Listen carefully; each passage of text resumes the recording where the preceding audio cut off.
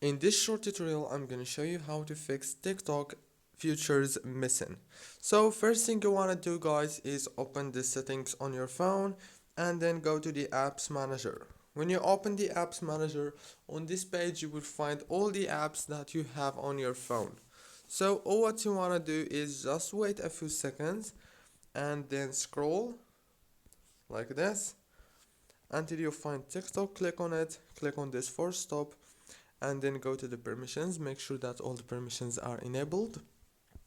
Go back, click on the power usage details, make sure that the power consumption alert is enabled again like this, and then you have to go back to the home page and restart your phone, and the problem must be solved. If it's not solved yet, then you have to make sure that you have the latest version of TikTok. If you don't have it, then you must go to the Play Store and update your TikTok from here.